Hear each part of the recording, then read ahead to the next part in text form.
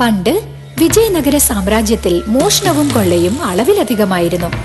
ജനങ്ങൾ എല്ലാവരും ഭയന്നു വിറച്ചിരുന്നു. രാത്രി സമാധാനമായി ഉറങ്ങാൻ പോലും കഴിഞ്ഞിരുന്നില്ല.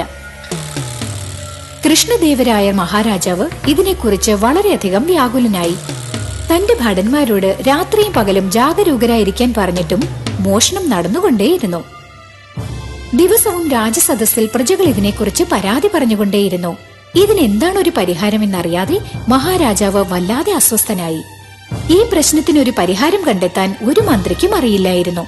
ഒടുവിൽ മഹാരാജാവ് തെന്നാലിരാമനെ വിളിച്ചു. തെന്നാലിരാമ, രാജ്യത്ത് നടക്കുന്ന മോഷണങ്ങളെയും കൊള്ളയെയും കുറിച്ച് താങ്കൾക്കറിയാം. ഇതിനൊരു അറുതി വരുത്തണം. അതിനൊരു വഴി പറഞ്ഞാലും എത്ര സേനകളെ വേണമെങ്കിലും നാം നൽകാം. മഹാരാജാവേ, സേനകൾ വേണ്ട, ഞാൻ ഒരാൾ മതി.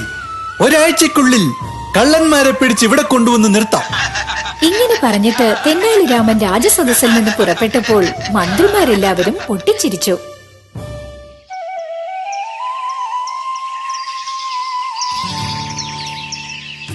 അടുത്ത പ്രഭാതം വിജയനഗര സാമ്രാജ്യത്തിന് അതിശയകരമായ ഒന്നായിരുന്നു.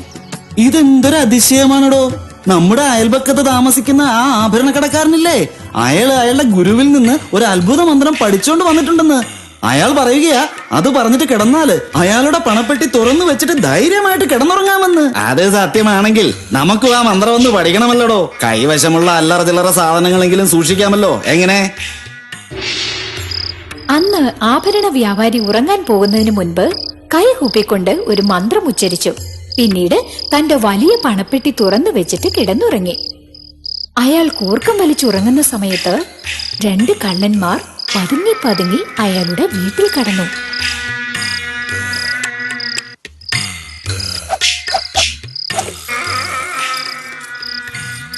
തുറന്നു കിടന്നിരുന്ന അലമാരയിൽ നിന്ന് പണവും ആഭരണങ്ങളും ഒരു ഭാണ്ഡത്തിൽ കെട്ടി അവിടെ നിന്നും അവർ പുറത്തു കടന്നു.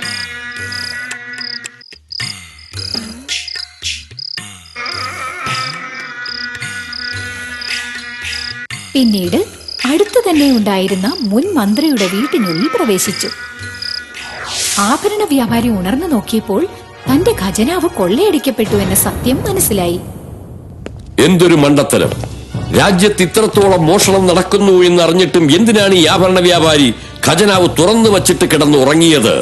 അപ്പോൾ തെന്നാലിരാമൻ കയ്യും കളവുമായി 2 കള്ളന്മാരെയും പിടിച്ചുകൊണ്ട് ഭടന്മാരോടൊപ്പം രാജസദസ്സിലേക്ക് നടന്നു വന്നു. മഹാരാജൻ പറഞ്ഞതുപോലെ ഞാൻ 2 കള്ളന്മാരെയും പിടിച്ചു. ഇവരെ തടവറയിൽ അടച്ചാലും. തെന്നാലിരാമ, താങ്കൾ ഒറ്റയ്ക്ക് എങ്ങനെയാണ് ഈ കള്ളന്മാരെ പിടിക്കുവാൻ കഴിഞ്ഞത്? മനസ്സുണ്ടെങ്കിൽ എന്തും നേടിയെടുക്കാം. ആഭരണ വ്യാപാരിയോട് താൻ ഒരു മന്ത്രം പഠിച്ചു കൊണ്ടുവന്നതുപോലെ അഭിനയിച്ച് ഖജനാവ് തുറന്നു വച്ചിട്ട് കിടക്കാൻ പറഞ്ഞു. ഈ വാർത്ത നമ്മുടെ രാജ്യം മുഴുവനും പറഞ്ഞു പരത്തി. ആഭരണ വ്യാപാരിയുടെ വീട്ടിൽ കള്ളന്മാർ വരുന്ന വഴിയിൽ കറുത്ത ചായം കലക്കി അവരറിയാതെ തേച്ചു വച്ചിരുന്നു. ഞാൻ വിചാരിച്ചതുപോലെ അവർ മോഷ്ടിക്കാൻ കയറിയപ്പോൾ അവരുടെ കൈകാലുകളിൽ അത് ഒട്ടിപ്പിടിച്ചു. മോഷ്ടിച്ച വസ്തുക്കളുമായി അവർ നമ്മുടെ മുൻ മന്ത്രിയുടെ വീട്ടിലാണ് ഒളിച്ചിരുന്നത്. ഇത്രയും കാലം ആ മന്ത്രിയാണ് കള്ളന്മാർക്ക് അഭയം നൽകിയിരുന്നതെന്ന് ഞാൻ കണ്ടുപിടിച്ചു. കാലുകളിലുള്ള കറുത്ത നിറം കണ്ട് കള്ളന്മാരെ പിടിച്ച് ഇവിടെ കൊണ്ടുവന്നു. അതെയോ? വളരെ നന്നായി തെന്നാലിരാമ. താങ്കളെപ്പോലുള്ള ബുദ്ധിശാലികൾ ഈ രാജ്യത്തുണ്ടെങ്കിൽ ഏതൊരു പ്രശ്നത്തിനും പരിഹാരം കണ്ടെത്താം.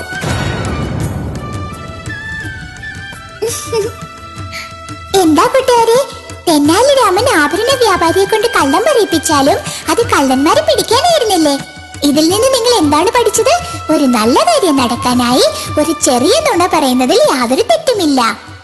മനസ്സിലായോ? ദർബാറിലേക്ക് വന്നതേയില്ല. അദ്ദേഹത്തെക്കുറിച്ച് യാതൊരു വിവരവുമില്ല. 10ാം ദിവസം ഒരു ബാലസന്യാസി രാജസദസ്സിലെത്തി. പ്രണാമം രാജൻ, ഞാൻ കാട്ടിലുള്ള സന്യാസി ഗംഗാധരന്റെ മകനാണ്. കുറെ നാളുകൾക്ക് മുൻപ് അങ്ങയുടെ രാജസദസ്സിൽ നിന്ന് തെന്നാലിരാമൻ എന്നയാൾ ഞങ്ങളുടെ ആശ്രമത്തിൽ വന്ന് താമസിച്ചിരുന്നു. ഇന്ന് രാവിലെ നദിയിൽ ജലമെടുക്കാനായി പോയപ്പോൾ കാൽ വഴുതി യമുനാ നദിയിൽ വീണു രാജൻ. അതെയോ? എന്നിട്ട് അദ്ദേഹത്തെ